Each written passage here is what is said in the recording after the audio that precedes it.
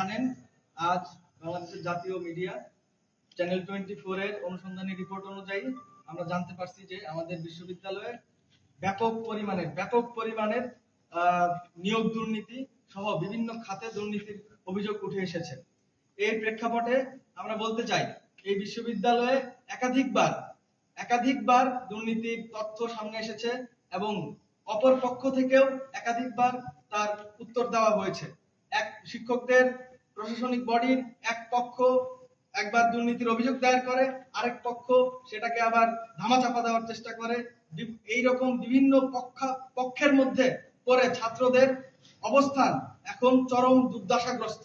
আমরা দেখতে পাচ্ছি আমাদের বিশ্ববিদ্যালয়ের শিক্ষকের যে নাজেহাল অবস্থা।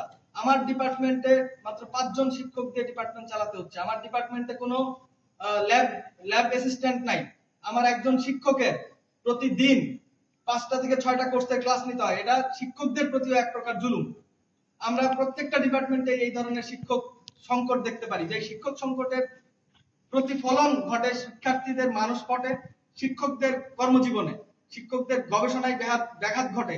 এবং আরেকদিকে আমরা দেখতে পাই যে আমাদের মেইন গেট পরে আছে দীর্ঘদিন ধরে, আমাদের উন্নয়ন কর্মকাণ্ড স্থবির হয়ে আছে, আমাদের দ্বিতীয় একাডেমিকের কোনো খোঁজ নাই।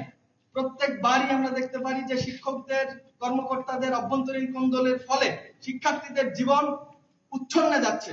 এর পুরা দায় প্রশাসন এবং এই সংশ্লিষ্ট ফোরাম সমূহকে নিতে হবে। এবং আমি স্পষ্ট ভাষায় বলে দিতে চাই, যদি আমাদের প্রশাসনের বিরুদ্ধে যে অভিযোগ এসেছে, এই অভিযোগ যদি সত্যতা প্রমাণিত হয়, তাহলে আমরা এর চেয়ে বড় আন্দোলনের ডাক দিব। সাধারণ শিক্ষার্থীদের যুক্ত করে আমরা আমাদের সর্বোচ্চ আন্দোলন করে হলেও আমরা আমাদের শিক্ষার্থীদের ন্যায্য দাবি আদায় করব। এই বলে আমি আমার বক্তব্য শেষ করছি। এখন বক্তব্যের জন্য আহ্বান জানাচ্ছি কেমিস্ট্রি ডিপার্টমেন্টের তামিমকে।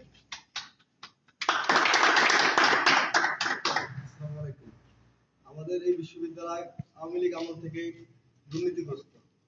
নতুন একটা ভিসি এলো অন্তর্বর্তীকালীন সরকার আমলে, তা আমরা আশা করছিলাম তার মাধ্যমে দুর্নীতি কিছুটা লাঘব হবে। কিন্তু ভার্সিটির যে বেহাল দশা, কোনো জায়গায় শিক্ষক নাই।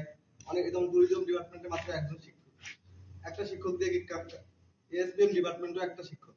একজন শিক্ষক দিয়ে কি কোনো ডিপার্টমেন্ট চালানো যায়, কোনো পরীক্ষা চালানো যায়? শাসন জট তৈরি হইতেছে, বিভিন্ন সমস্যা তৈরি হইতেছে।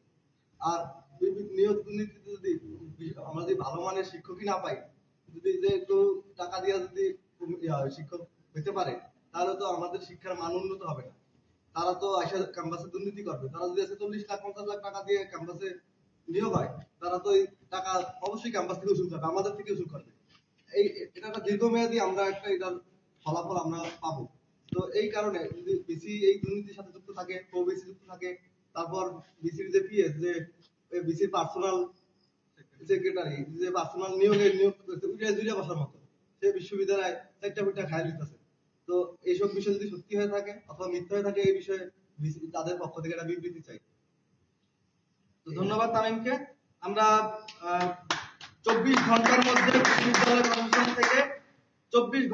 বিশ্ববিদ্যালয় প্রশাসন থেকে সদুত্তর চাই।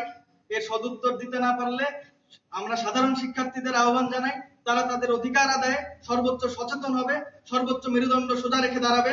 এই আশা ব্যক্ত করে আজকের মানববন্ধন এবং সমাবেশ আমরা এখানে শেষ করছি। ধন্যবাদ সবাইকে।